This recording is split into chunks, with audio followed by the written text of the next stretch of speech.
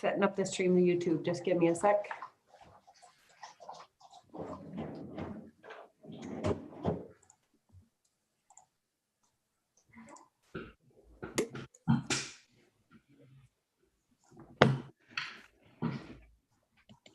Okay, Wade, we are recording and streaming. You're welcome to start the meeting.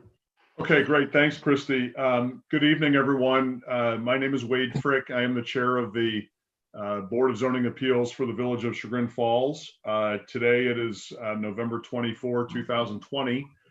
This is the regularly scheduled meeting of the board of the BZA. We've already had another special meeting this month, but this is our regularly scheduled meeting. Welcome to everyone. I see that we have a number of participants joining us today. I assure you that when the application comes up that you're interested in or that brought you here today and you have something to say, we will make time for everyone to say whatever it is they need to say. We try and run these meetings in a formally informal kind of way. So again, everyone will get a chance to speak. We do follow the same format we typically do when we're in person, just because we create minutes just the same. So when we get through each of the applications, I will ask that each person who speaks after being sworn in by the law director just state their name so we can sort out who's speaking for our minutes. If you've never joined us, the way we do this is we take the applications in the order they have been received. What we'll do is I will ask Rob Jameson to give us sort of the background on how the matter got to be before us. I'll ask the applicant to then make whatever presentation he or she would like to make. The board will ask questions of the applicant. I'll then have Christy open the lines so that anyone who would like to speak first in favor of the application may speak. If anyone would like to speak in opposition, we will then turn to those people. We will do the swearing in of witnesses as before each person testifies for each individual matter. So without further ado, we have 4 items on our agenda today.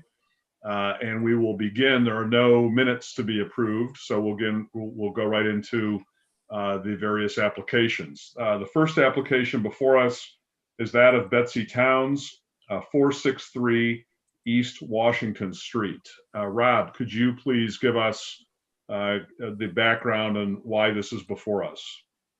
Sure. This application is from Miss Betsy Towns. 463 East Washington Street. She's proposing a replacement front porch for the existing front porch. This is permanent parcel number 932-14-003, and it's in the R1 100 zoning district.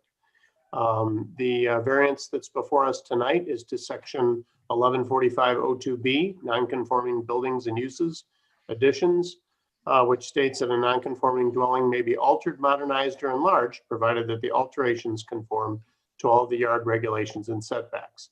The existing dwelling is non-conforming as it does not meet the required front yard depth. The required minimum front yard setback in the R1 100 zoning district is 50 feet. The proposed replacement front porch, which is replacing an existing front porch at nearly the same location and footprint, has a front yard setback of 10 foot 10 inches. So this is 39 feet 2 inches under the required setback. This project has not gone before the Architectural Board of Review for preliminary review or approval yet. So on the site plan I have here, let's see here. One site plan here. I think I have a second one. Oh no. This is showing just some dimensions of the front porch that's proposed, and that's the background on this. So there's nothing being added to the back that's before us. This is just the front porch. Correct. That's the only zoning issue before us on this. Okay. With that being said, who will be speaking in favor of the or is the applicant with us, or does the applicant have a representative? I see that Betsy Towns is on the line, so I will promote her Great. as well. If there are any other representatives speaking for this project, would you raise your hand in the Zoom platform so I can identify you? Christie, Phil Kaff was listed as the architect. Thank you. Thank you very much. Promoting Phil. Betsy needs to unmute herself.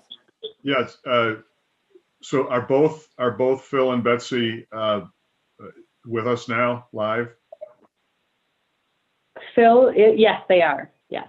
And It who will just takes speak? a minute to connect. Phil's connecting right now. Betsy is connected.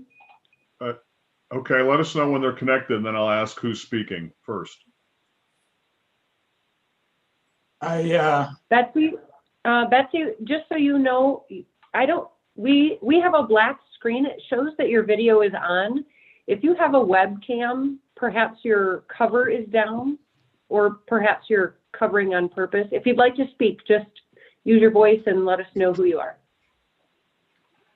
So Phil, are you Phil, will you speaking? be speaking first? Yes, All right, Dale, can you please swear Phil in, please? Sure. Phil, would you raise your right hand? Do you solemnly swear the testimony you'll give to the Board of Zoning Appeals will be the truth, the whole truth, and nothing but the truth? I do. Thank you. Betsy lives in a house that's somewhere in the 120 years old range. We are actually proposing a remodeling and reconstruction both to the front and to the rear of the home. I understand that the front porch, the existing front porch and the existing front sunroom are non-conforming, but I would argue that they were there way before we put our zoning in place.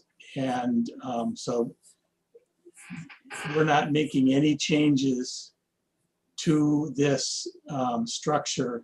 We originally looked at it from the standpoint of making repairs to the structure, but in both the front and rear additions, with not including the screened-in porch, the structures have failed to the point where it is significantly less expensive to remove them, put in new foundations, and put them back in place in kind. And that's what we're proposing here.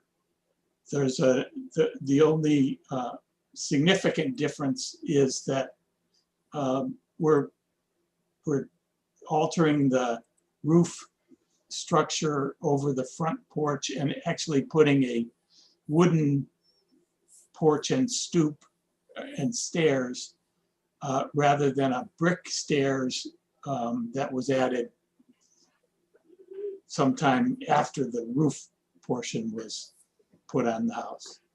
So we're asking not so much for a variance, but for an acceptance of what is already in place, and we're just reconstructing it in kind. Just so I'm clear, Phil, the porch is not going across the entire front of the house. It'll remain just as it is. There's the bumped out room, and then there'll be a small porch next to the front, over the front door. Is that correct? Yeah, the existing porch is a roof structure and, that's connected all the way across with a single post. And then there's a brick stoop that was built.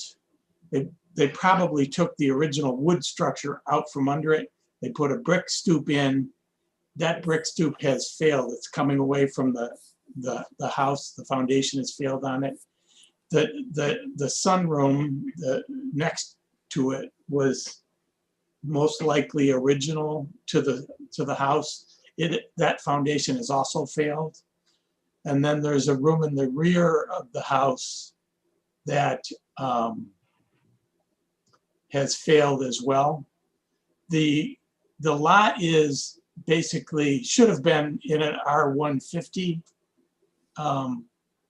zoning area, but when we did the zoning overlay here, all the other lots were 100, R100, and this one just got sort of sucked up into the district. So, because it's an original lot. Does that answer your question? Yes. And you're not changing the total footprint at all, so the area is gonna stay the same, it's not getting bigger?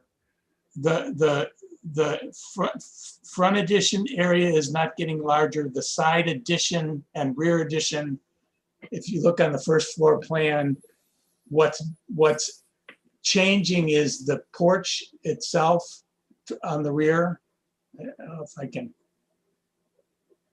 I know it's possible to grab your screen, but You can tell me how to move it around, Phil, and I'll move it. okay, so towards the rear, there's a where your hand is grabbing right now, that whole area is a crawl space and a post and beam configuration, and the foundations have failed. So we're starting with that. So anything within the area that Rob has his hand on right now, that area there, that's all existing footprint. We're just taking out what's there, putting in new foundations and reconfiguring slightly what is going back into the space. But the lavatory that's shown back there is existing. The space that we're calling a laundry is existing, except it's not a laundry right now.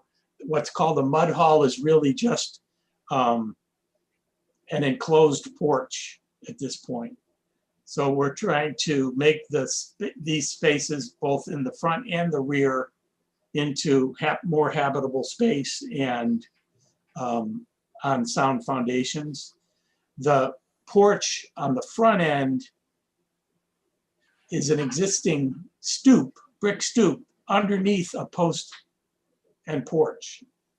Yes, down right there, Rob. Yeah, not adjacent to that, where we actually show the porch. That portion there is a brick stoop, but the post that's holding up the roof is there. The roof continues across. We're just taking it down, putting it back up so that it drains better, that it's level, and we can kind of reconfigure it. But there is no footprint change to the house. The only footprint, no, there is no footprint change to the house except the rear screened-in porch. Okay. But that's not part of this variance request. No, it's not. No, Will it be part of a variance request? Apparently, it doesn't need any variances There's from no us because of the setback rear issues yard there? setback. Okay. Yeah, because it's within its zoning requirements. It's just the front Okay. yard setback that they're not meeting. All right, Phil, thank you. Did you have other, I interrupted you. Did you finish your comments? no, this is, we started out in one direction. We ended up just saying, might as well do it right and do it all. And Betsy would like to take better use of the space, and she loves being there, even though she's real close to the road, and wants to stay and continue living there. So, Thank you. Questions of Phil from the board that we haven't asked already?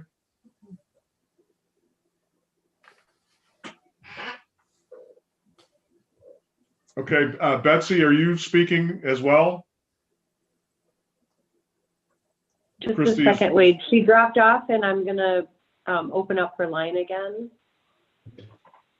Betsy, I've allowed you to speak. Are you speaking today as well?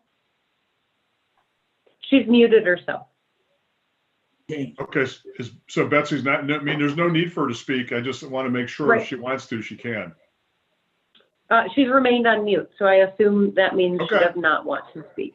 All right. Again, no other comments or questions from the board of Phil? All right, we'll turn it open to the audience. I guess first, if anyone wants to raise their hand in favor of the application and speak, could you please ask Christy, anyone to raise their hand who would like to speak in favor of the application or in support of it?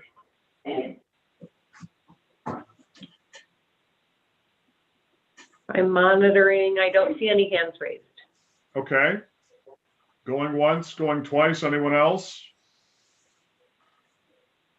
None All right. shown.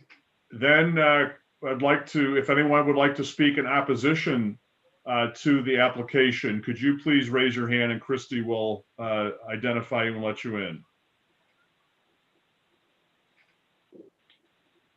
I'm monitoring. Going once, going twice.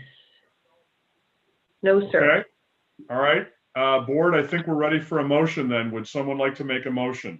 I will.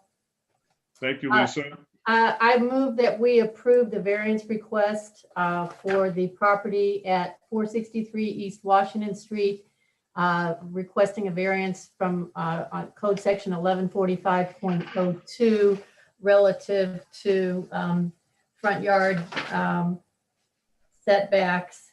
In this instance, the applicant is replacing an exactly identical existing front porch, which has fallen into disrepair. And it doesn't change anything about the actual configuration or footprint of the property. And in terms of meeting the Duncan factors, this started out as a repair and turned into a replacement because of the degradation of the existing structure. So therefore, in order to maintain the integrity of the residence, it's necessary and would not yield a similar return without the granting of the variance. The variance is substantial. It's a 39-foot variance, but because of the existing porch in the same exact location, even though it's a substantial variance, I think it's a necessary variance for us to grant. The character of the neighborhood will not be impacted negatively by the granting of this variance. It's simply replacing in a better fashion what's already there. It does not, the variance does not adversely affect the delivery of governmental services. There was perhaps no knowledge of the zoning restrictions since this house has been there for since way before we had a zoning code. There's not an alternative way of addressing the issue, because the only other way would be to spend substantially more money to repair the existing structure. So technically, that would not be as constructive a way to alleviate the problem. The spirit and intent of the zoning behind the zoning code would be observed by granting this variance, and it is not based on circumstances that are self-created by the owner. So for that reason, I move that we approve the variance requested. I meant to mention, for those who are watching, we always make a motion in the affirmative, then we vote yes or no. So that's Lisa's motion in the affirmative. Is there a second to Lisa's motion? Second. Andrew with a second. Rob, could you take the roll call, please? Sure. Frick, I am very concerned that the house behind this will be made way out of proportion now with this large addition. No, I'm just kidding. I vote aye for all the reasons in the motion. This is it is a substantial variance, but it's absolutely, I think, the reason why we exist as a BZA, and I applaud what they're doing. So for the reasons of the motion, I would vote aye. Holdren, Yeah, I vote aye. I think this is one of the easier variances to grant. It's just keeping the existing house and it's not encroaching anymore. So I think for all the reasons stated in the motion, I vote aye. Kramer, I vote aye for the reasons stated. Rocky, Aye for the reasons stated. and Freshman Johnson. For the reasons stated in the motion. Okay, so it passed 5-0. You still have to go before ARB, from what I understand. If I recall what Rob said correctly, Right. The way this works then to the applicant is we have a 15-day period during which 3 members of council can seek to review our decision. It's very rare. I don't know that we've ever had one that was a 5-0 decision that got appealed, but still, it's as a matter of code that exists. So what that basically means is nothing will happen for 15 days. If there's no appeal taken, Rob will notify you, and as close thereto to 15 days as possible, your variance will then be approved if no council appeal is taken. Again, you have to go before ARB from what Rob said, so that happens on their timing. So in any event, there you have it. Thank you. Good luck. Thanks. Okay. Next up on the agenda is the item application of Scott Wells, 441 East Washington Street. Rob, can you please give us the background on this one? Sure, give me 1 second here. I just want to get enough of the plan on here for everyone to see. My desk is not big enough for these plans. Yeah. My room isn't big enough. I just spread them out on the kitchen table. I am all over my floor right now. I think we had a second. Hold on 1 second. I want to get a better view here. Okay, this view.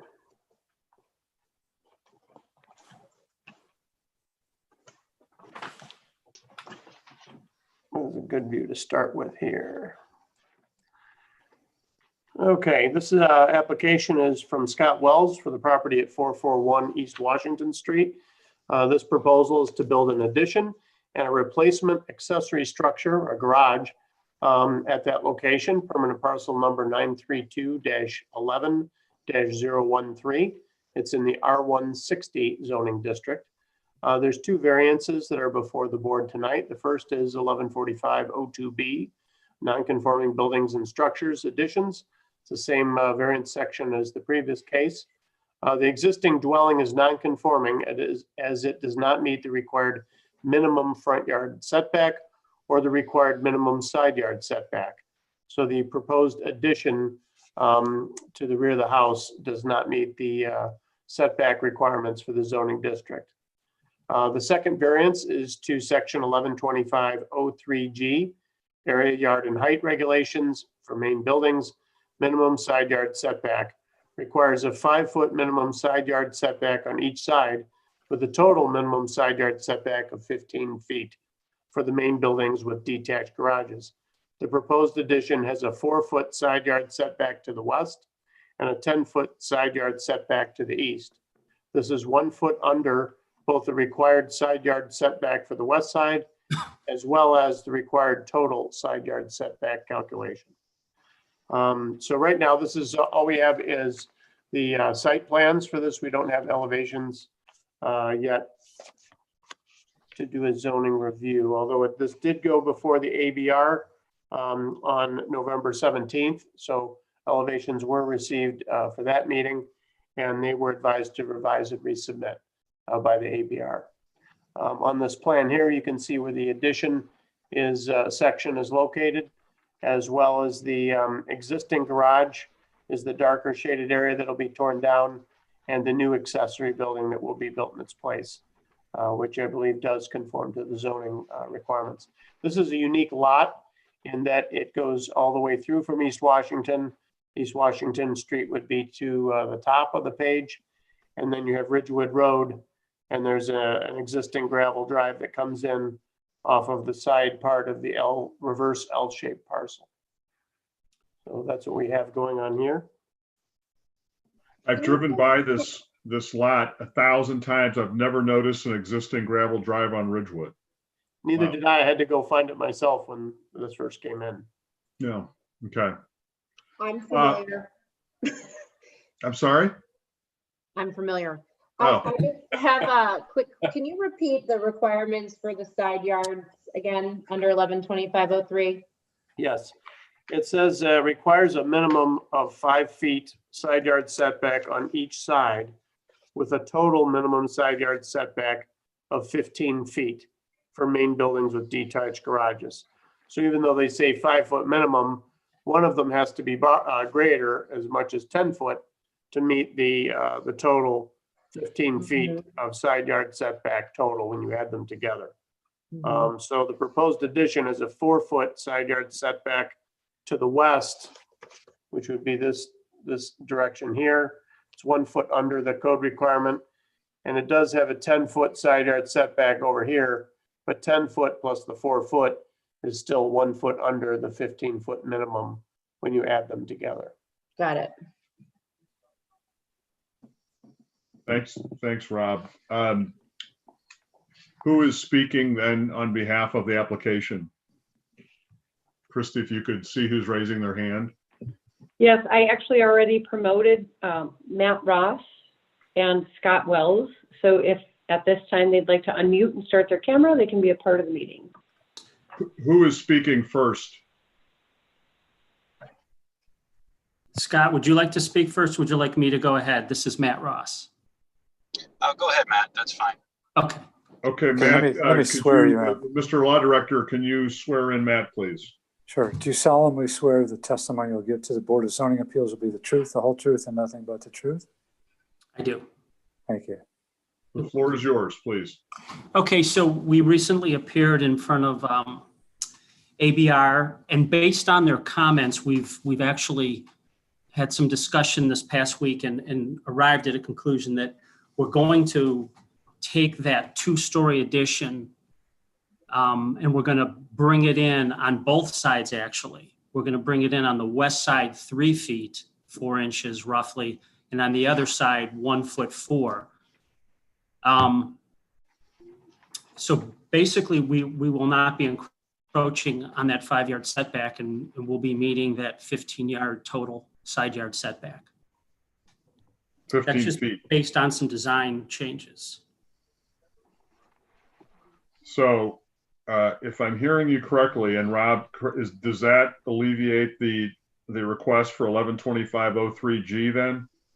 Based on what Mr. Ross says, yes, it would. It would clearly meet the 5-foot minimum requirement on each individual side, and then the total of 15 foot when you add them two together. So it would for the addition. So Dale, we obviously, I mean, this is a great revelation. It's just been made, based on how fluid the meeting with ABR has been and such. Are we okay to proceed with this record and with that representation by the applicant that they're in essence withdrawing the 112503 request?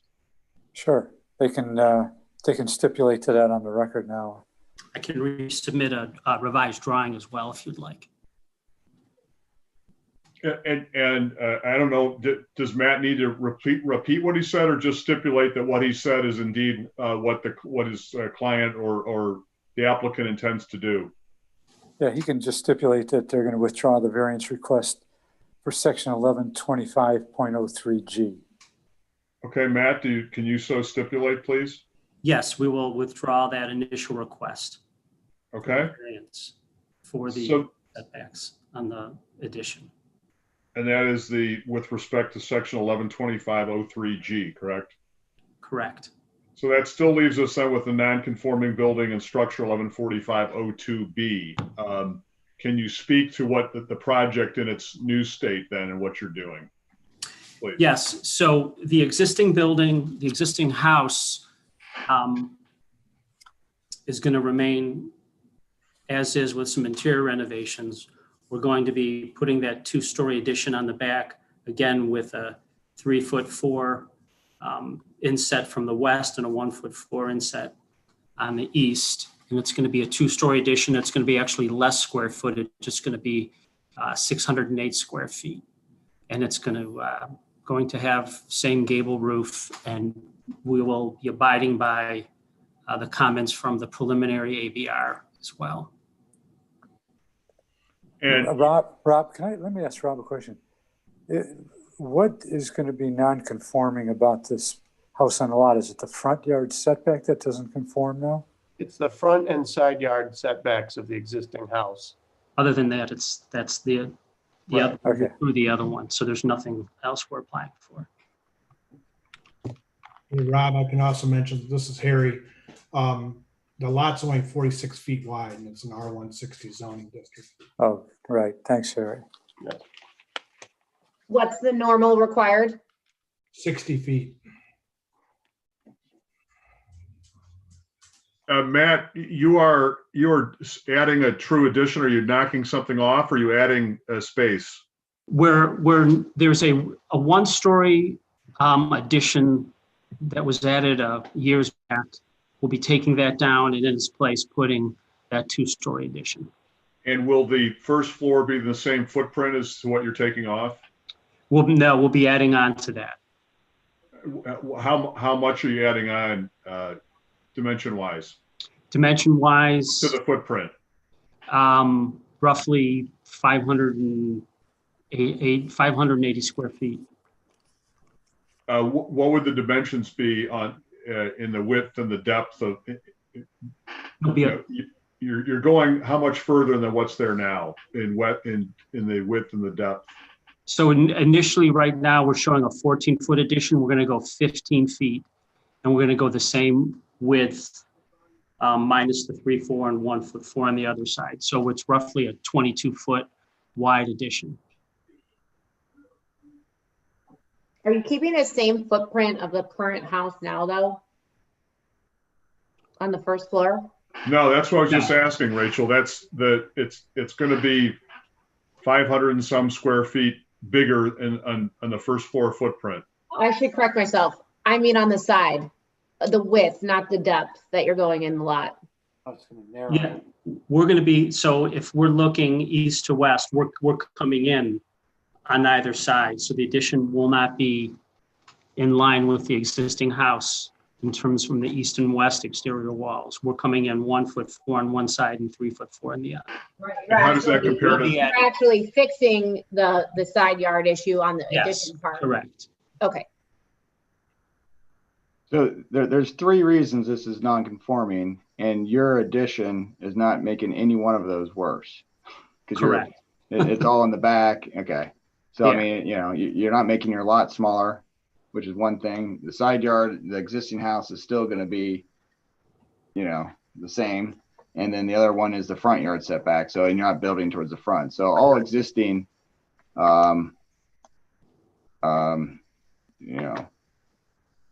is going to stay the same. Non-conformities. All existing non-conformities will be exactly the same after this. Correct. Okay. And what about the garage structure? So the garage structure we're demolishing, you can see it's kind of it's a very tight corner already, but the garage is in disrepair. It's against the, there's a severe drop and it's beginning to fail the foundations in that area. So we're taking it down. I suspect the foundations weren't deep enough. And then we're going to be within our setbacks, adding a new accessory building structure, 600 square feet.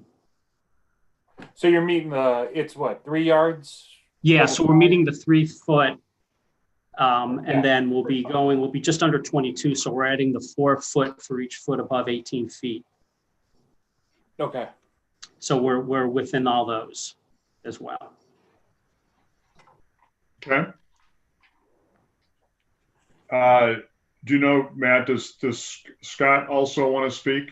Well, I'm sorry, do you have further comment, Matt? We've been interrupting you with questions. Any further? Oh, sure. No, I think that's it. Trying to keep it as simple as possible, just making sure we're in compliance with all the setbacks. We're not adding anything new to it. I mean, in terms of applying for variances. Right. Do you know, does Scott want to speak as well, or is he good? Hey, Scott, I can't, Scott, you're really tinny. Thank you for the opportunity. Dale, can you Okay, swear? sorry. I don't know if that- I'm sorry, Scott, we need to swear you in first. Dale, can you swear in Scott, please? Sure. Scott, are you just on the phone or are you trying to get video? Just on the phone. Okay. I'll take your word for it that you're holding your right hand up, but do you solemnly swear the testimony you'll give before the Board of Zoning Appeals will be the truth, the whole truth, and nothing but the truth? I do. Thanks. Okay, Scott, the floor is yours. I just wanted to let the board know that we've spoken to both of our neighbors on the east and the west side, and they're in favor of the project. And everything that Matt has relayed to you is in effect what we've decided after the feedback from the ARB. And we'll be happy to answer any of everything that you had mentioned. Similar to the first project that you reviewed, this house is roughly 100 years old, and all of those nonconformities existed before there was zoning guidances in place in the village. So we're trying to respect those. Thanks, Scott. Thank you. Does anybody have any questions for Scott?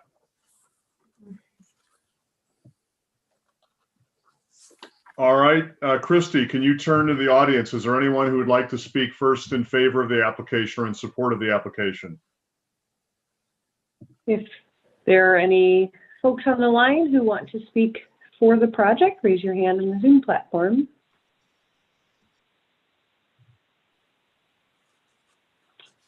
No, sir, Wade. All right, is there anyone who would like to speak in opposition to the application? Again, you would raise your hand in the Zoom platform. No hands raised at this time. All right, board, any final comments before I look for a motion? Questions?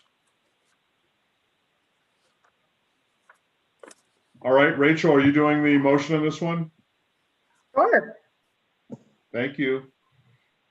I'd like to make a motion regarding the application for 441 East Washington Street, located in the R160 district. The variance is being requested to 1145-02B, non-conforming uses and additions. The current house has been around for a long time and has 3 existing non-conforming issues. They have a lot width that's not compliant with the 60 foot, it's 46. They have a front yard setback that's not met, as well as side yard setback that's currently not met as well. The current addition that they're applying for is not making any of the non-conforming issues worse. In fact, the addition is eliminating a side yard setback, as they're eliminating the need of the side yard on the additional part of the house. They're adding the addition to the back of the house, so the front yard setback isn't being touched, and it's just there from the existing century-old home, and the lot width has been around longer than our code. So there's no way to feasibly obviate these variances that are needed. The house is undergoing some renovations to add some more modern living space, along with some other addition to this accessory structure as a garage. The property will fit in the characteristics and aesthetics of the neighborhood. The variance is not substantial in the sense that it's an existing situation that just is not being made any worse with the additions and improvements to the home. It doesn't adversely affect governmental services. The property will add more value by having additions and upgrades to the home. And in the spirit of the zoning code would be observed if this variance is approved. Is there a second? Second. Second by Lisa Kramer. Thank you. Rob, roll. Holdren. Jim, you might be muted. Looks like he's frozen. I vote aye for the reasons stated in the motion. That works. Okay, Kramer? How about now? That's good. Jim, it sounded like you were about your fall down drunk and you could barely speak. It was drawn out, but anyhow, we know you're not, and you voted aye. Did you go to the Ville? Yeah, real fast. He left and came back. I vote aye. All right, All Kramer, right, sorry. I I digress. vote aye for the reasons stated. Rocky, I vote aye for the reasons stated, but I'd like to state that the architect and the homeowner have done a great job of trying to, work within the current zoning codes. Freshman Johnson, Aye. and Frick. I vote aye for the reasons of the motion and also observe this is a very highly unique lot, as many of them are in that area. So, but I vote aye for all the reasons of the motion and all the comments have made before me. Okay, so if you were listening before, Scott and Matt, what this means is council has 15 days within which to appeal. I've never seen a 5-0 decision appealed, but I never say never. And what that effectively means for you is 15 days will come and go without any further action. And then you will hear from Rob as close to the 15th day as possible to let you know if no appeal has been made, you have your variance and you can proceed.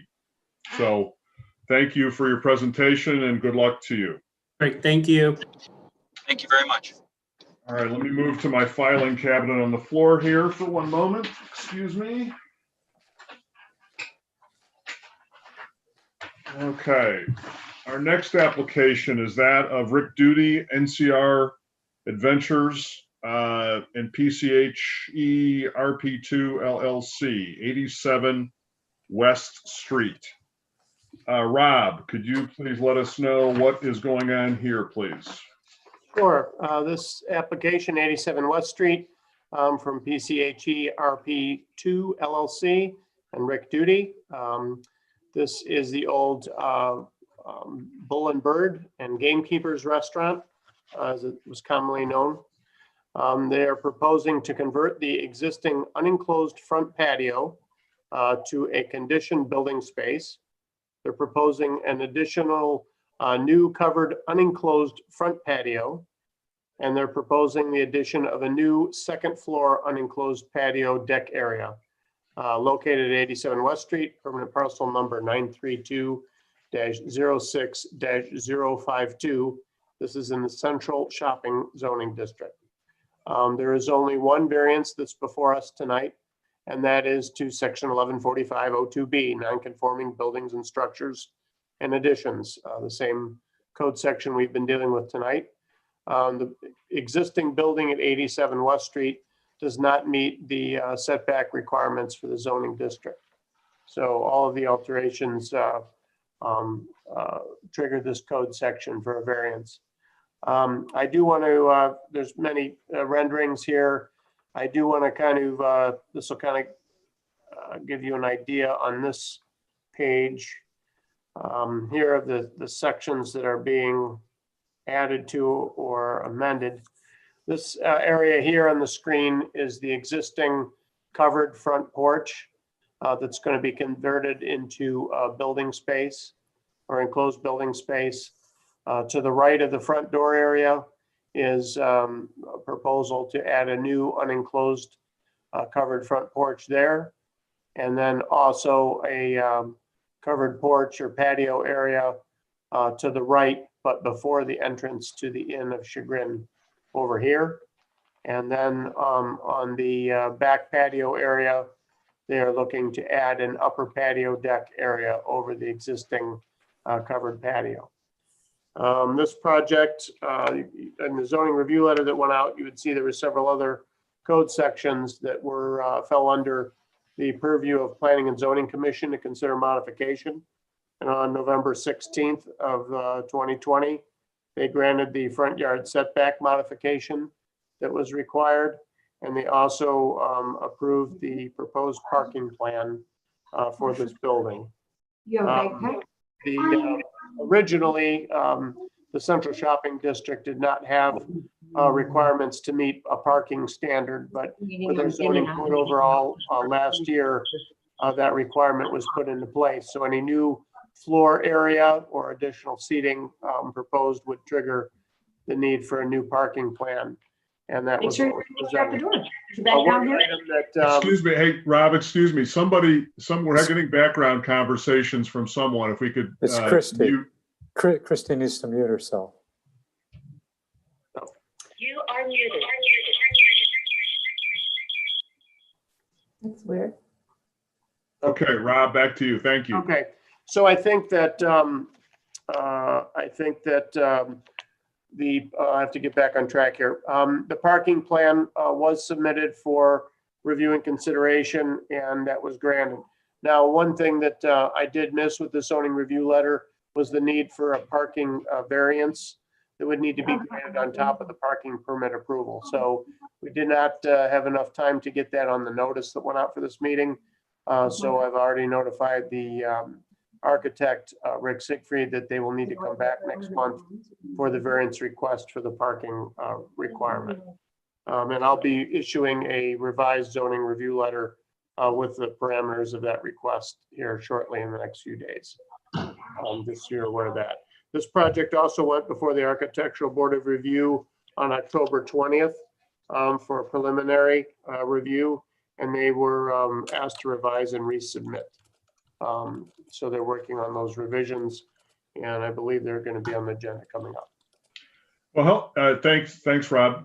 So Dale, help me with this one. Does it make sense to hear the request for these changes before the parking variance?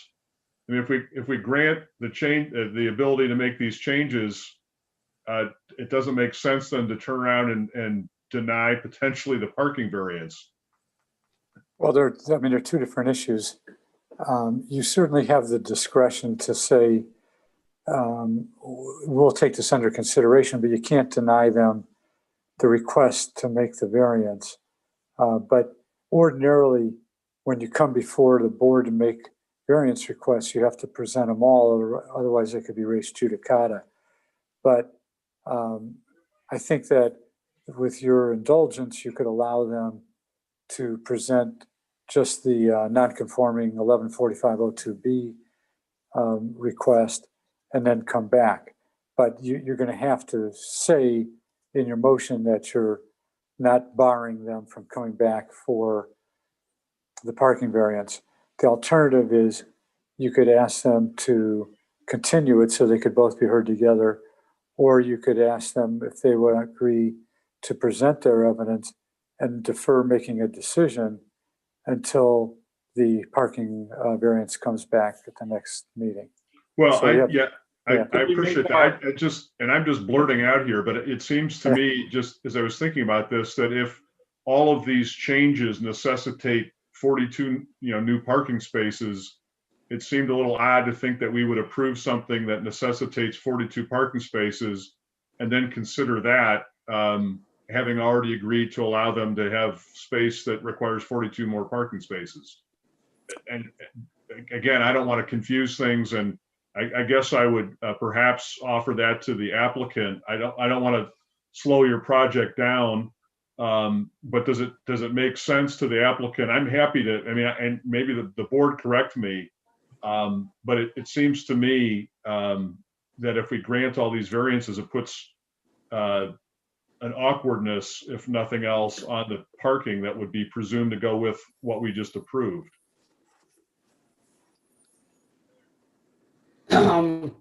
So I guess I would add, and it's just the way things go. We were under the impression when we submitted all that we had asked for everything we needed to ask. We didn't know we needed to get parking approval from the Planning Commission and from the BZA, otherwise it would have been in our request. But I'd like to add some facts for your consideration about the parking. Rick, if you're going to testify. Currently. Hey, Rick, yeah. Sorry, we need to swear you in first. Yeah, let me swear you in. Do you solemnly swear? All good. Let me finish. Do you solemnly swear the testimony you'll give to the Board of Zoning Appeals will be the truth, the whole truth, and nothing but the truth? I do. Thank you. Hey, Rick, so before you begin, just a question or thought from me. Will the changes that you're proposing, will they add bodies into the restaurant, or is it just a reconfiguration? In other words, the capacity of the existing space is 100 people. Is the Are the changes you're proposing going to keep the capacity at the same, or is it going to increase the number? So our intent is to keep the capacity the same for a bunch of reasons. You know, it was pretty tight out there. So we went back and looked at all this, and the seat count that the Bull and Bird had, and then plus the seat count that was on the patio that was formerly Gatekeepers, because Bull and Bird never opened that patio, was 244, which required 122 seats. So that's still our intention, is 244 seats. And part of that's because we want to add an outdoor kitchen in the back. We want to decompress it. We want to make it, you know, it was pretty tight back there, if you guys remember. So we want to make it a much more relaxing, decompressed kind of a space, both outside and inside. Interestingly enough, because this was an existing project and now we're adding some space. So the area to the left of the entry where it says JoJo Steaks, that's already, I mean, technically, I guess it's got a canvas awning and drop downs. They use that all year long. I don't think it was ever closed last year or the year before. So while that's technically, you know, we're putting a hard roof on it and we're adding actual glass and insulating it differently, that space has been there, it's been used. That's kind of not really much of an addition. The area to the right of the entry has about 16 or 12 seats to it. It's not much, but the idea is to kind of balance things off across there.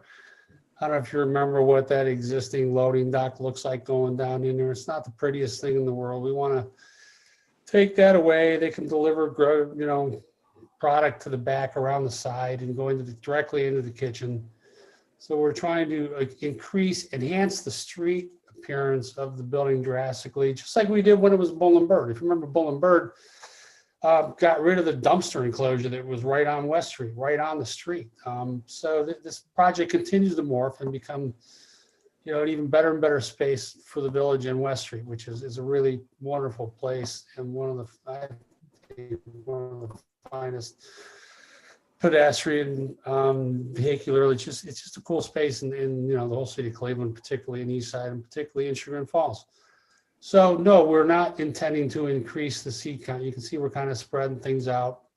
One thing I would add is that patio to the right of what you all may remember as the trout room, or to the left of the entrance to the inn, there's not going to be a roof there. We've taken that out of the program. There'll be possibly a patio. There was some seating, so I guess we've got to consider that. But that place is kind of being considered as an event space where people will move back and forth. And we're not trying to jam a ton of seats in there, but we're still looking at 244 seats. If we took the amount of square footage we have here. Sorry, 244 is the Seats, not current parking space. capacity, correct? Correct, and that's what we're proposing as the continued capacity, which would require 2 seats, 1 parking space for every 2 seats, or 122 parking spaces. Now, we've got an interesting situation. There's no property, and this building has never had property associated with parking. There's a few spaces for the inn, but this has always sort of worked off the public parking, the valet spaces that are available around West Street, the metered spaces. So we're not really changing anything there. We're just asking that we be able to continue, you know, sort of business as it was. The area in the back where we're adding the upper deck, again, we want to, you know, can you get to that back patio drawing, Rob? And while you're scrolling, I mean, I would just say personally for me, this makes it less of an issue that I was concerned about. I just was concerned if you're going from 244 to 400 seats, if we approve all that and then we come back and have to look at your parking, that might be problematic. But if I'm less concerned if it's just a reconfiguration and the same number of parking spaces that'll be needed. So I'm not concerned with that. Thank you. Wade, Rob, I'm sorry. Yeah, I just want to bring up the elements of the upcoming parking variance request. As Rick said, they're not changing the seating count proposed. All the existing seating existed prior to the code change requiring the parking plan. So when we looked at the parking plan, we looked at only the new floor area items that would be added to the project. So when we look at this map, this is the 4 areas of floor area that are involved in the project, only the 3 that are shaded yellow are new floor area space. So we took the square footage of those 3 areas, added them together, and used the formula in the code, which we came up with a total of 31 parking spaces additional would be required. And when we asked for the parking plan, or when the parking plan was presented to Planning Commission, Rick presented a parking plan and described all of the existing arrangements for parking for the 244 seats. And that parking plan was subsequently approved. So the variance request that'll come before the board will be for 31 additional spaces based solely on the new additional floor area that will be added to the facility. Okay, so then the applicant will then raise the issue of while there's an increased square footage, the number of tables will be the same. Number of seating would be the same. So Right. you're applying the code as mechanically and is required to do so, and then it'll be up to the applicant to produce whatever evidence they want to on how it doesn't affect the number of parking spaces that are currently needed. Right. Okay. And Wade, I would add anecdotally that if we were to use the new code and just calculate the square footage of this as if it were a new building, the 122 spaces currently sort of, I guess you'd say grandfathered in, even though they exist out in the public realm, would be enough. We wouldn't need the extra 31 spaces, but we're not doing that because the code says you got what you got. Now you're adding square footage, so you need some new spaces. Right. We've accounted for them. You know, Rick's wife, Wendy, Rick Duty's wife, Wendy, has the W Design building across the street. She can dedicate a dozen parking places over there to his enterprises. He's got some spaces that All right. Well, yeah, we don't. utilized in the River Street parking deck. Right. We can give you all the detail next time. Okay, that's fine. I just didn't want to But put we the have a cart plan before and the the horse, but I'm fine. Appreciate it, because if I were you, I would want to know too. So anyway, so what we're looking for is the, I guess, a variance to put a better enclosure over that area with the canvas awning and the drop-down vinyl, and to put the new patio space to the right of the entry, which we feel is a big aesthetic enhancement, and then to add this upper deck that you're seeing in the elevation you're looking at right there. And if you could go back one, Rob, to the, go back a couple. I want to look at inside where the existing bar is. Got to go back the other way. That doesn't really matter, but that new area in the back actually mostly exists above. See that roof there where the fireplace is? That new patio mostly happens above that roof. So it's square footage wise, it's not much, but it's just kind of a really cool space. It works off, so you can get from the main level of the dining room inside the restaurant out onto this deck, and then you kind of up in the catbird seat there, and it still provides cover for the people at the bar down below. We just think it's kind of an interesting, intriguing space to use, take advantage of what's back there, because, you know, once upon a time this was the deal in town, and we want to make it that way again, or at least part of it, right? So I mean, those are the things we're asking for. We think they're pretty reasonable requests. The ARB's seen us twice. They're kind of split, to tell you the truth. We got to work our way through that, you know, because we're extending that gable on the front out a few feet to accommodate a bigger bar inside. Part of what we're doing is putting a much bigger bar inside because people like to sit at the bar, and we want an area, so we want to extend that. You know, last time when we did the Bull and Bird, we took that loft space out of the bar. Now we want to extend that gable out a few feet toward the street. At one point, we had it all the way out. The ARB was uncertain about it all the way out. One guy liked it, one guy didn't. A couple like, you know, so in a spirit of compromise, we pulled it halfway back. Hopefully we, you know, we work stuff out with those guys. But what we're looking for you guys from is just the variance to enclose that space that's already pretty much enclosed, add the new patio to the right of the entry, and put this upper level deck in the back, which, you know, it's like 16 seats, 20 seats up there. It's kind of skinny. It's long and skinny, but you can, I don't know. Rick, will the patio be a stone patio? In the front, yes.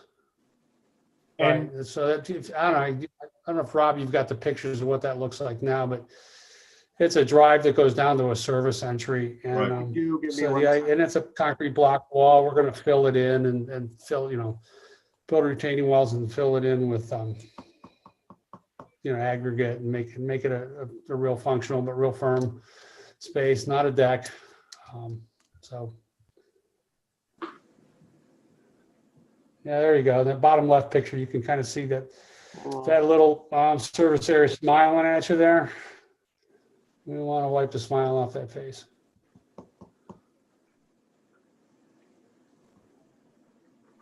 We got a letter from Dominic. The building's also in the process. Ownership is transitioning on this building as well. So that has sort of made life interesting. I don't know how much that impacts you guys, but everybody, the current and former owners are all in favor. One of the things we're doing, you see that mechanical equipment sitting above that service side. We're going to screen that better. Again, the vinyl drop down stuff's going to go away. So while we're talking about the vinyl drop down, is that Drop glass down. on the front going to open, or is it just going to be solid glass? It'll open. It'll open. It'll probably be a series of triple track sliders where 2 out of the 3 panels will open. Yeah. We're looking at some overhead options, but they don't seem to work as well. But yeah, it'll be glass and it'll open because we still want that porch feeling in the 6 or 7 months a year, right? So there's 3 panels everywhere. So imagine 2 of those slide over out of the way every time you're in one of those bays, and you get a really nice open feeling in there. We're using cable rails that mimics what we did across the street at W Design. It kind of goes away. It's a little more contemporary, but we don't view that as a good thing, as a bad thing. It's a good thing because it kind of disappears, and when those windows open up, you kind of get an open feeling through there. I don't know. Obviously, we really like it, or we wouldn't be showing it to you. Right. Maybe I should say a couple of things, Rick, if you want. Dale, could you swear Rick in, please? Sure. Rick, can you raise your right hand for me? Mhm. Do you solemnly swear the testimony you'll give to the Board of Zoning Appeals will be the truth, the whole truth, and nothing but the truth? I do. Thank you. Thank you. Most of these decisions were sort of driven aesthetically. Aesthetics, of course, is subjective, but we think this restaurant operationally was pretty difficult. And so as the restaurant guy, maybe I should just talk for a minute. I always have felt like that the right side of that front door was sort of a very unattractive receiving door. And it's not necessary. There's a back door that most of the deliveries have always come in anyway.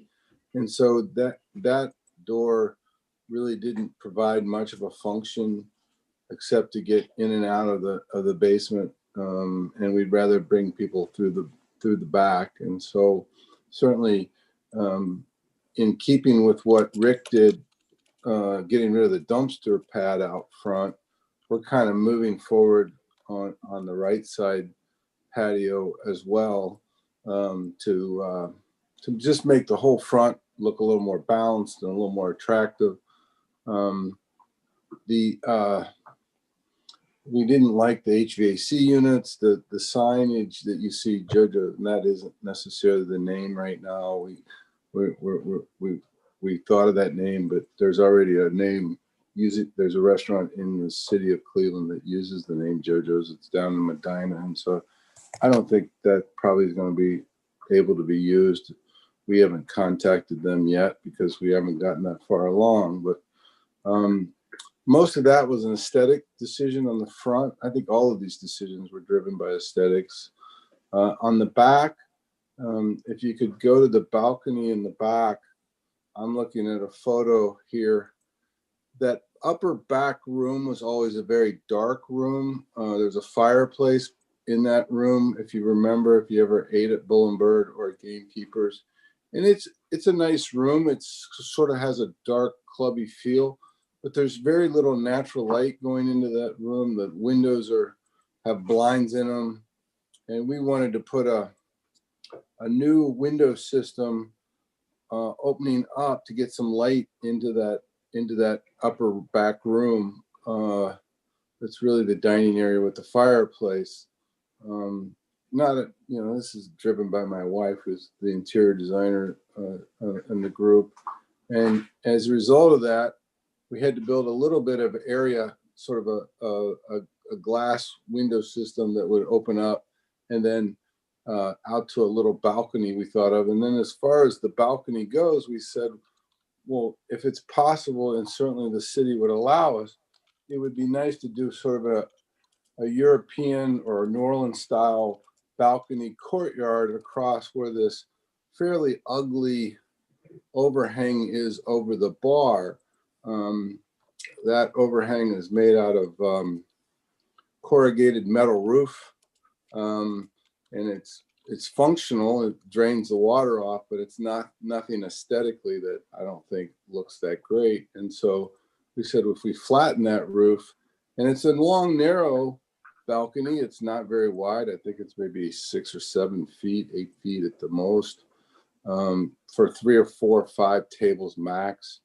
But it does create kind of a nice multi-level to that back courtyard, whereas before that courtyard is just a flat space. It's concrete, a lot of hard surfaces. We'd like to soften that a little bit. And so most of these decisions were driven by aesthetics. We were careful not to make sure the balcony went close to, that is actually a room to the inn above the bar back there. And we want to make sure that we don't, have the balcony near there. So we sort of came about these decisions, if you will, or this modifications to this building in an attempt to improve the restaurant and improve the space and make it a viable restaurant for years to come. Our plan is to do an open cooking kitchen right to the right as you came into that. You walk down this pathway to get to that back courtyard, if you remember, and just to the right of there is a wall.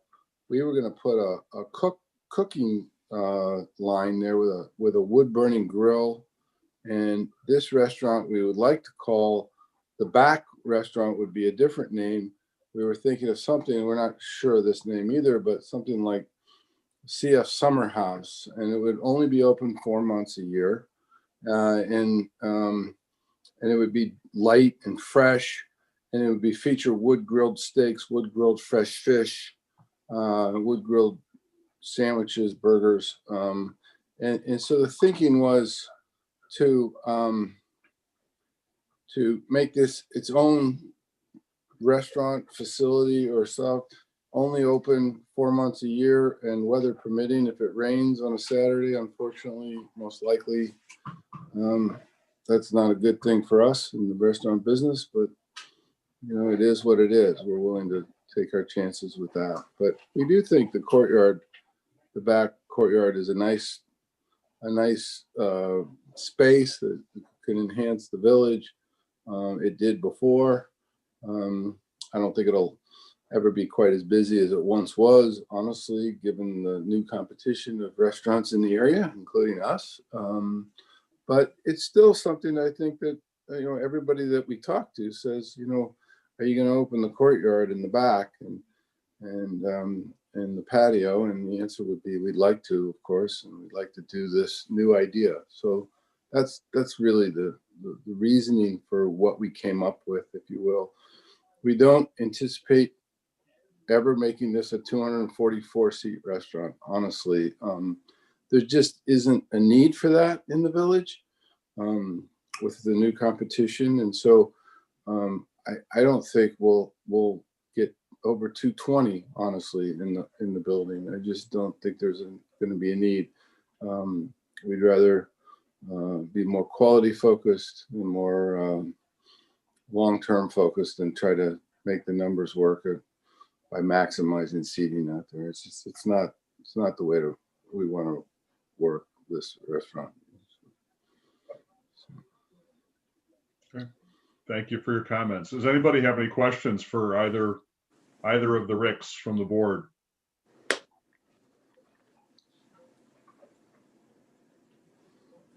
Okay, no questions? Christy, can you turn it over to the audience? Is there anyone who'd like to speak in favor of the application?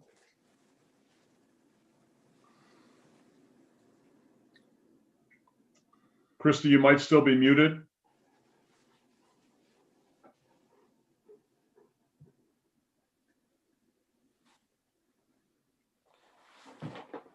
Christy, are you there? Yes. How's Oh. this? Can you hear me now? Gotcha now. Okay, super, thank you. I'm sorry, I'm working with a phone and a computer, so it's just a little hectic. No Sorry problem. about before. That No was problem. me. If there are any folks on the line who'd like to speak in favor of this project, would you raise your hand on the Zoom platform? No, sir. No hands raised. All right. Is there anyone who would like to speak in opposition? If you could ask the audience to raise their hands on that, please, Christy. I will monitor for hands raised.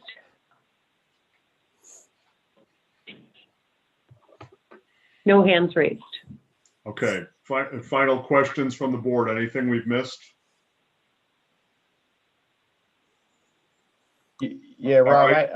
I did have one question. Yep, Jim. So tonight's variance is just for 114502B. Right. So I know they'll come back for parking, but why would they come back for the yard setback regulations? Or was that approved by planning and zoning? That modification was granted by Planning and Zoning Commission. Okay, thank you.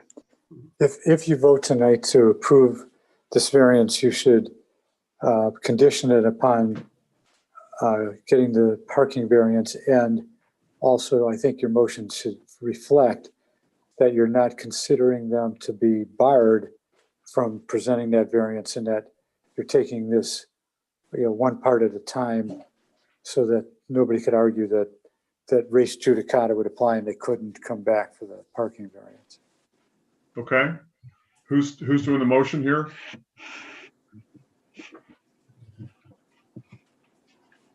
I could tell Rachel's really looking forward to doing this one. I thought Jim was, since he was asking those questions. I will do a motion. Okay. Thank you, Jim. For the non-lawyers out there probably watching on YouTube, not me. What did you mean, Dale? What was that lawyer term you used? Res judicata, it means that if you don't raise an argument when you're at a certain level of court or administrative level, you can't come back and make another argument. In other words, you got to present everything at once, and you can't come back and ask for the same relief again unless you have a substantially different project. We actually have that issue pending right now before the village on another matter, but not in front of you right now. But the point is that we don't want them to be barred from being able to raise it because the issue wasn't caught at the time they filed the current application. So I think, Jim, don't worry about the magic of the words other than to say, there has been a separate issue that's been identified. Notice was not able to be timely given. And so the applicant will still be able to bring separate arguments with respect to any parking variance they need. Just something like that. Okay.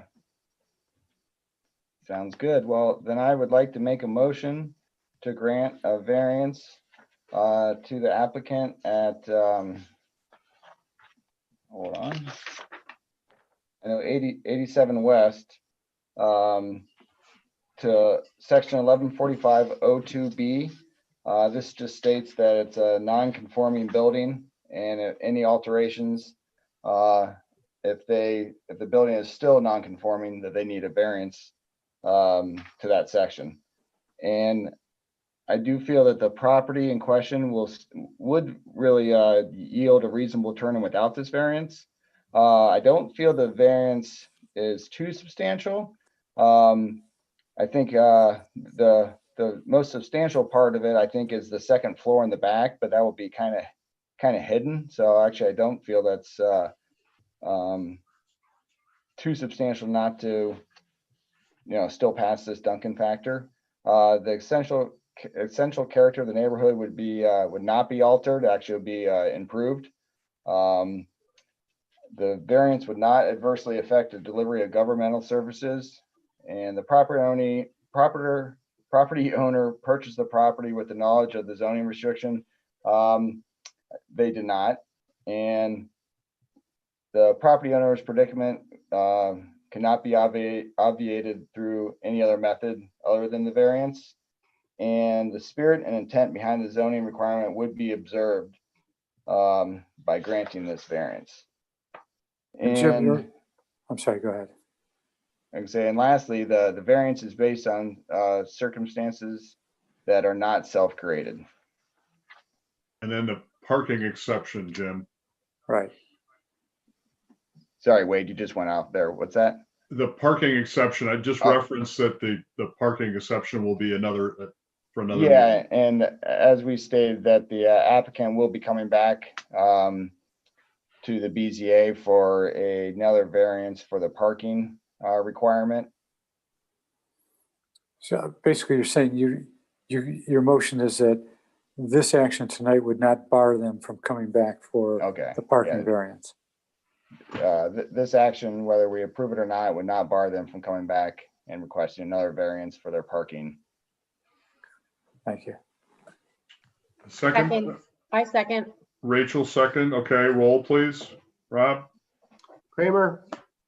Vote aye for the reasons stated. I do think that Wade's concern about, sort of separating out variance requests in general makes it difficult when you approve one variance in one meeting and then another one presents itself. So in general, for us to sort of give these projects a full hearing, it's helpful to have everything in front of us that we're going to need to make decisions on. I think with the explanation of why this project is being undertaken and that there aren't any new seating requirements anticipated, I think it's perfectly fine to separate the two.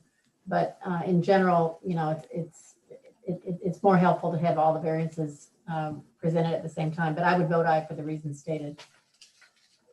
Okay, and just so you know, we do try to do that. This I is know. a change of the applicant. This was due to our administrative review. Sure. So, thank you. Mhm. Rocky? Vote aye for the reasons stated. Freshman Johnson? Aye for the reasons stated. I think this variance is actually not very substantial. There's not a lot of change. This restaurant's been here as several different restaurants for a long time. I don't foresee the parking being an issue either. I love the fact that you're finally getting rid of the dumpster in front of the restaurant, because I've never understood all these years why they have left it there. And I look forward to gaining back another patio in the core district that's been sitting there unused for over a year, I think. So I'm looking forward to this project. Frick? I vote aye. I believe, all we're talking about is some changes to a non-conforming building. The footprint's not changing at all, or at least such that needs variances. These seem to be wonderful, tasteful, aesthetic changes that, if anything, are probably more ABR purview. But I applaud the applicant for taking the risk of opening this and doing all they're doing. But again, this is just beautiful aesthetic changes, no change to any footprint. That's the only reason they're here, is because they're trying to make changes to a non-conforming building. So I don't do anything to be substantial. I vote aye for all the reasons of the motion with those added comments. And Holdren? I vote aye. Okay, if you've been with us before, and I think you have, 5-0 vote still has to pass through the 15 days during which 3 members of council can choose to appeal. If that does not happen, Rob will let you know as close to the 15th day as possible. And then the variances will be approved, and you'll proceed down the path of coming back before us, I assume, for the parking variances. So congratulations on that part. Good luck, and we'll probably see you soon. Thank you very much. Thank you. Thank you. Yeah, thank you very much, everyone, ladies and gentlemen. Always a pleasure. Thank you. All right. The fourth and final application is that of Stephanie Steinhoff, 103 Walnut Street. The name and the address might sound familiar because we've already considered a number of things with respect to this project. But now I guess we're here for a building code variance. So I don't want to steal, Rob, your thunder. If you could give us the background and we'll go from there. Sure, thank you, Wade.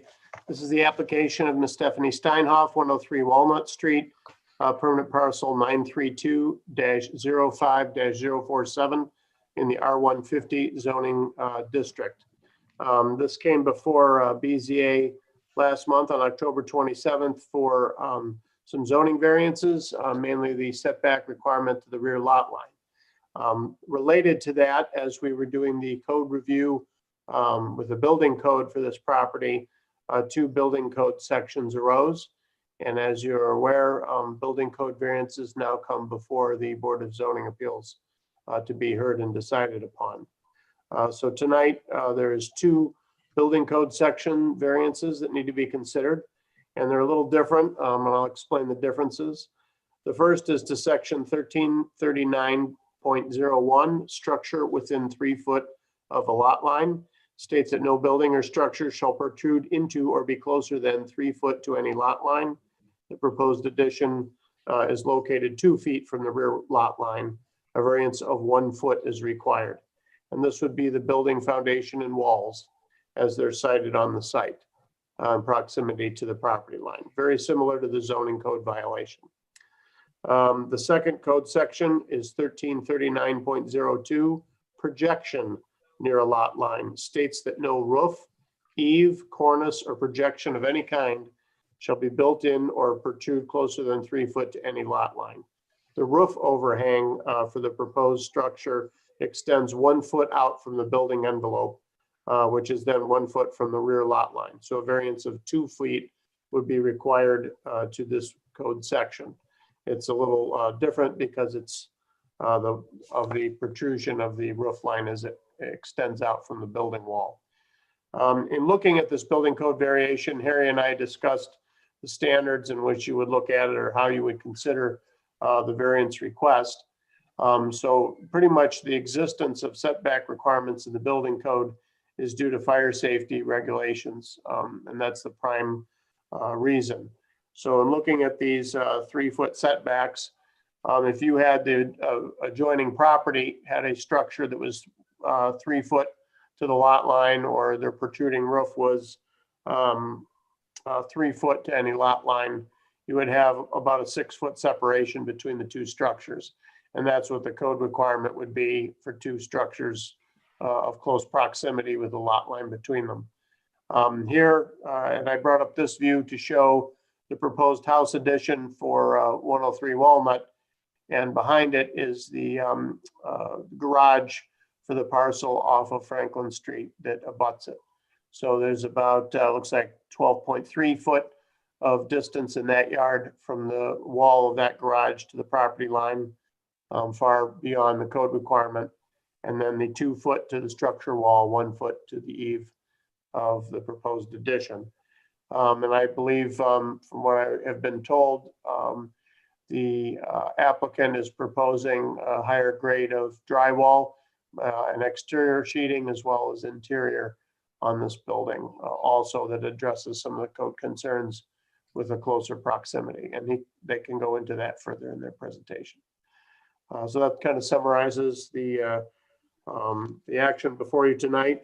You granted those the zoning variances on October 27th, and then ABR granted preliminary approval on November 3rd of 2020 for this project. Hey, Dale, what is the could you refresh our memory as to the standard of for granting a building code variance? Sure. In fact, Rob, if you give me the share screen with me, I can get the ordinance up in front of everybody. 2020-38 was adopted to allow for variances of this nature. Let's see, Rob, you got me on screen. Christie, I cannot. Christie, can you enable Dale right. to screen share? Yeah, in order for him to be enabled, you just disable yours. Okay. There we go. Thank you. Okay. So this is the ordinance that was passed earlier this year. Section 3 provides that when you're dealing with an area regulation such as this for a setback, you follow the same standards for an area variance in the zoning code in 111107. If we were dealing with a different type of variance, either because of the materials or the methods of construction, then it's more like a use variance, which has higher standards over here. There's also another provision, which I don't think is relevant on this one, but I pointed out to you anyhow, is that one of our sections 5 says that when you get these building code variances, because you don't have the familiarity you might with zoning, if you feel the need for an expert, either Rob or Wade as the chair could seek that out, and it becomes part of the process. This ordinance was passed September 15th of this year. So long and short of it is, for this, our consideration will be based on the Duncan factors for this Correct. matter. Okay. Correct. Thank you, Dale. Sure. Okay, applicant, and thanks, Rob, for the background. Applicant, who is speaking? I'll start off. I'm Mike Cato. I'm the architect for the project, and with me is Dave Payne, and I believe Stephanie Steinhoff, the owner, is also. I think I saw her name down there somewhere. As you remember, we came in a couple of weeks ago. I'm sorry, Mike. First, we have to swear you in. We have to swear you in. Oh, sorry. I should have known. Okay. Right hand. Right hand. Do you solemnly swear the testimony you give to the Board of Zoning Appeals will be the truth, the whole truth, and nothing but the truth? I do. Thanks. Okay, floor is yours now. Thanks. Thank you. Sorry about that. No problem. As you know, we were in a couple of weeks ago. We got the variance to be within 2 feet of the rear of that rear yard property line. The neighbors were on board with everything. Stephanie reached out to everybody. Everyone was excited about this. We were trying to create a compact addition to extend their kitchen and add on their master bath and closet suite at the second floor, as well as provide an additional bathroom on the third floor. As you may recall, Stephanie talked about, they were at one point potentially thinking about moving out of here because they have a growing family. They have 3 kids, but they wanted to stay here because they love Chagrin Falls and they love their neighbors. So given all that, we came in, we got the variance approved. I did touch on the fact that we were less than 3 feet at that previous zoning meeting. And what we were planning on doing is, because we are less than 3 feet, we're at 2 feet for that back wall. And I've done a lot of houses in the city of Cleveland where we run into the same situation. We usually provide 1 hour fire rated drywall on the inside of the walls, on the inside of the stud wall. So if there's a fire inside the house, there's protection from the fire moving through the wall to the outside. And then we also provide a 1 hour fire rated sheathing on the exterior of the stud wall, which is underneath the siding. So then again, if let's say the neighbor's garage starts on fire, we've got that 1 hour fire protection on the outside of our studs to protect fire from coming into our house from an external source. And that's pretty much how, I know it's Cleveland, that's how Cleveland kind of, handles tight lots like this that are sort of non-zoning conforming, and people are trying to, make the best use of their space. The hardship, and we said last time, is that we've got sort of on the left-hand side of the site, you see we've got the garage in the driveway, and on the right-hand side where it says grass, that's our only yard. So that's where the kids play. So it seemed like the only real usable space to add this addition on was really on the back side. We weren't changing the character architecturally of the house. We're just extending the gable back. And I saw that the elevations and floor plans are actually in this packet here. And I know you guys saw this previously. We did go to the architectural review board, and we did get preliminary approval. We're just kind of, what you're seeing here are actually updated drawings based on the comments that we had from the architectural review board. They wanted us to add, actually, this is actually an older set, but the things that we talked about were really minor, like add a window on the one side, on the proposed right side elevation. I'm pointing to it, but I know you can't see it, over that side door. They wanted us to add a window up there. And then on the rear elevation, there's two windows that are together. They wanted us to split them apart or just do a single window there, and also add a small window on the first floor. So our latest drawings that we did submit to the in our latest application to the ARB, which is next week, shows these corrections and modifications per their comments. So again, we're just here. I think it's just, this was brought up at the last zoning meeting. We do have a solution for any fire rating concerns by doing the fire rated treatment on the inside and the outside of that stud wall. The overhang, which you're seeing on the proposed rear elevation up in the gable there, right where the cursor is, that overhang sticks out another 12 inches beyond that wall, but it's so high up in the air. Again, we kind of wrap that overhang with that same fire rated sheathing. You won't see the fire rated sheathing because it'll be covered with, you know, the siding products and the trim products, but it will add the protection that that I think that this rule is trying to provide. Michael, how high off the ground is the eave at its low point? That the low point, it's probably at least 22 feet off the ground, because you've got about 2 feet of foundation, then you've got 9 feet for the first floor, then 8 feet for the second floor. So I'm going to say it's maybe 21 or 22 feet at the very lowest point of that overhang to the ground. Okay. And I'll also point out too that if you look at the site plan, I mean, there are structures in this immediate vicinity that are close to the property line. Like if you go to that site plan, if you could scroll up to it, you could see, I don't know where that site plan was. This one? There it is. So if you look at the very top corner, there's some structure right there that's like, it looks like it's a foot off the property line, right? There's a board fence. I don't know whose property that is, but there's a building like right real close. So my thought is, like, in this vicinity, there's probably some existing conditions that are less than 3 feet to the property line, because you can see one right there on the upper left corner of the site plan.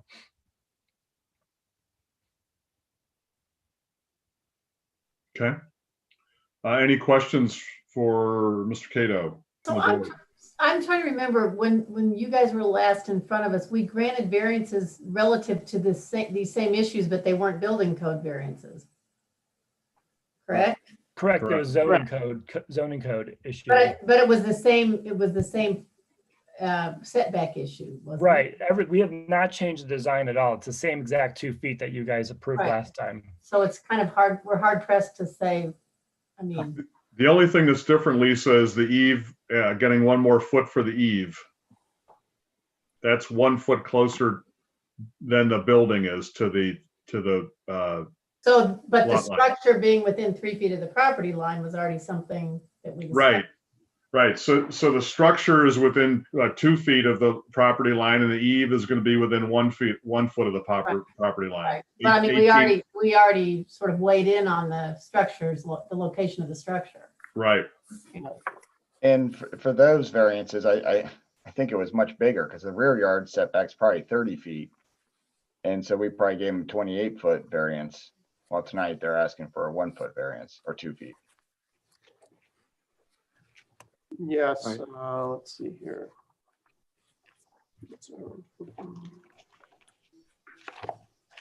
Whatever it was last time, I remember it was a lot. Yeah. But it made sense. I mean, yeah, the old house was 15 feet back from the property line. So the existing rear wall is 15 feet to that rear property line. So it was already non-zoning conforming. So we were adding a 13-foot addition to it, essentially. It's a 30-foot rear yard setback requirement. And, right, the existing house is about 15 feet. So it's about roughly half. Right, but remember the lot behind it is unique, that frame garage that's behind it. You're not cutting off any view of anybody. Right. That garage is there. Their open spaces on to the left, Right. away from that house. Well, Right, here's an aerial that's view. a better look. Yeah, here's an aerial view showing some of the space relationships here. Right, so now the house is just going to basically meet where that garage is on the property already. Correct. Our current garage is 3 feet off the property line, so we're just 1 foot closer to the property line. Keep in mind, this view is rotated 90 degrees from Yeah. the site plan you just saw. There is an existing rear porch on the back of the home as well. Correct. So it's actually right, the existing is probably only about 8 or 9 feet from the rear property. Oh, if you include the porch. yeah. Right. That's right. That's a good point, Dave. Whose We gotta voice get is that? David Yeah. Payne, we got to swear him in. Yeah. Do you solemnly swear the testimony you'll give before the Board of Zoning Appeals will be the truth, the whole truth, and nothing but the truth? I do. Thanks. So those previous comments were from David? Yes, it's just sharing that the existing building is roughly 9 feet from the property line, so it's about a 7-foot variance from existing structure. Additionally, if you look to the bottom of that photo, you can see the home to the immediate bottom of the page, and it has an outbuilding that's proximal to what looks like their neighbor's outbuilding, showing that there is a rhythm of kind of close structures in this area. Once this is done, we'll still be in excess of 14 feet from the nearest closest structure, that garage, and quite a bit from a dwelling. Thank you. Any questions of the presenters from the board? Okay, is there anyone else who wanted to speak? I'm sorry, David and Michael, you've spoken. Is there anyone else? I thought there might have been a third person. Are we good? Christy, do you see There anyone are raising no their other, hand? there are no other attendees on the line at all. Oh, so if we turn it to those in favor or in opposition, there's no one else out there. Is that correct? Correct. Stephanie Steinhoff is on the line. I suppose she could speak in favor of her own project. If she's in opposition, let's not give her an opportunity, however. Oh, I forget that. Yes. No, there's no one on the line to speak, Wade. All right. I guess we're ready for a motion then. Who's making the motion on this one? I can do it. Good, because I was gonna try to do it, but I'm confused. Okay, go for it, Andrew. on this Go one. for it. So Rachel, it's you? Oh, I thought Andrew said he was doing it. Well, I'm just confused because we don't follow the normal Duncan factor, so I'll Well, let we somebody are. else. Yes, that's what we're gonna do. That's what Oh. we're doing. Then go ahead, Rachel. You can make it. Oh, okay. Let's get the show on the road here. All right, this is for variance for 103 Walnut Street, located in the R150 zoning area in Chagrin. They were requesting 2 variances today for building code variance. Section 133901 of the building code variance, which is states that a structure cannot be within 3 feet of a lot line. This structure is going to be within 2 feet of the rear lot line, therefore requiring a variance of 1 foot. And the second variance that are requiring for this addition is to 1339.02 of the building code variance, projection of a projection in the rear of a lot line cannot exceed 3 feet. There will be a roof overhang on this addition that extends 1 foot from the lot line, therefore requiring a 2-foot variance. Previously, this addition has gone through the BZA for standard variance to the zoning code in the exact structure it is now, but because it has building code needs as well, there's an additional variance. I'd like in this variance request to state that the variance to the zoning code was approved in the same exact measurements and variances that are being granted here. The reduction of risk for the closeness of the addition being near the lot line is really to address a lot of fire safety issues, that if there would be a fire on any structure, that it would impact structures around it.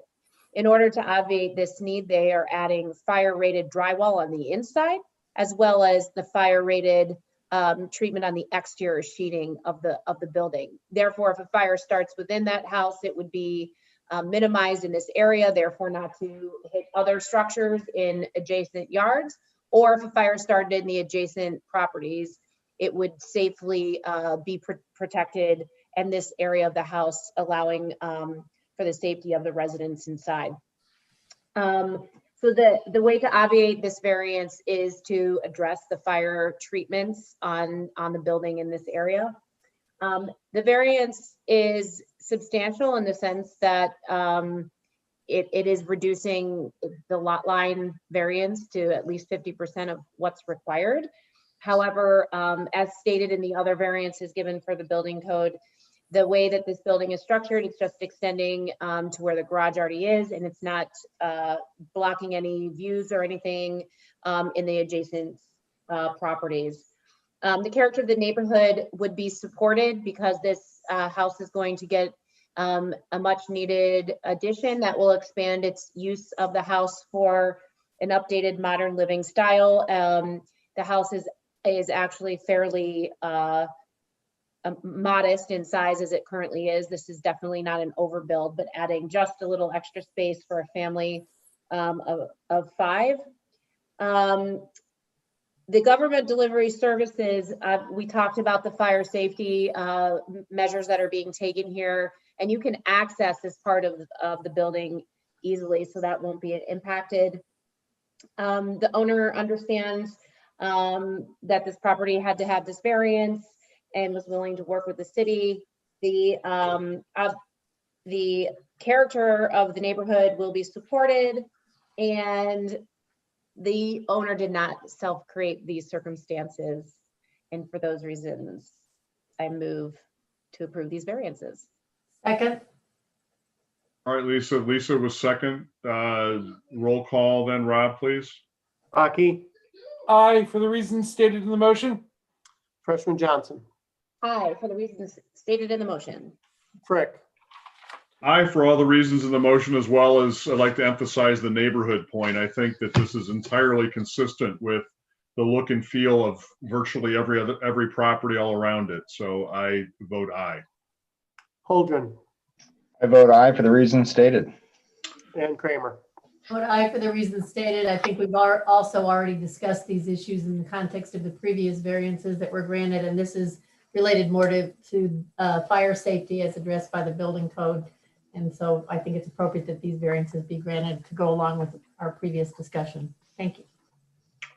Okay, so again, 15 days for council to consider a review of the application that we've just granted. Rob will let you know if there's been no appeal, and so 15 days from now, you could potentially have your variances approved, but you'll get a confirmation from Rob. All right. Thank you, Thank you very applicant. much. Good luck. Good luck Thank to you. Thank you all. Have a good evening. Yeah, you too. Thank you. Is there Thank you anything for your else? Anything else to come before the BZA tonight? Wade, I have one thing. Yep. The December meeting normally would be scheduled for Tuesday, December 22nd, 3 days before Christmas. We will probably have 2 variance requests before the board in December, and I just wanted to check to see if you wanted to hold that schedule or if you wanted to reschedule the meeting for another day or time. I would appreciate rescheduling. I don't know what the rest of the board thinks. I mean, are you thinking before or after then?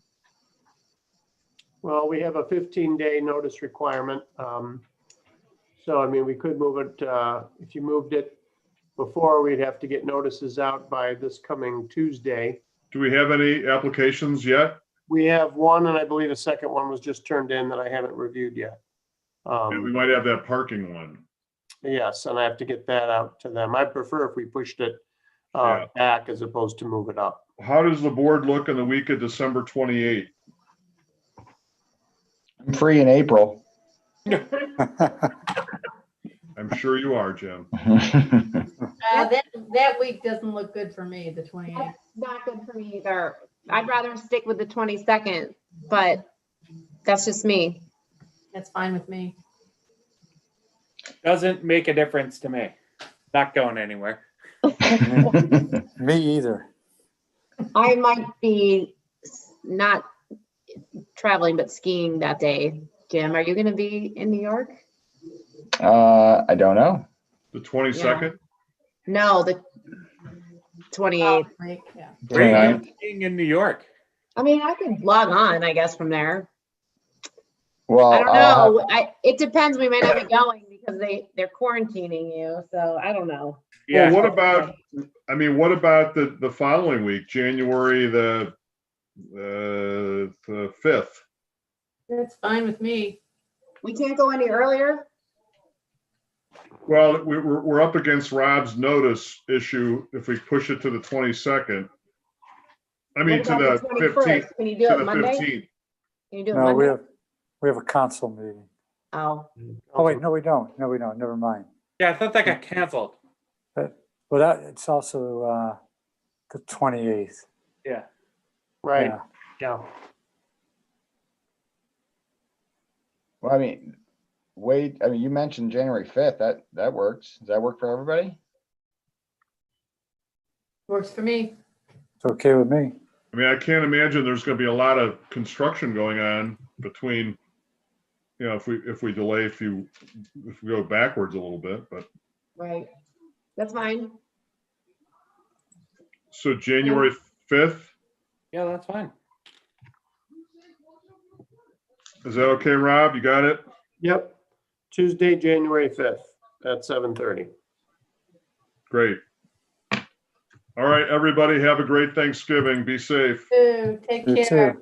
Thank you. You too. Thanks, everybody. Bye. See ya. Happy Thanksgiving.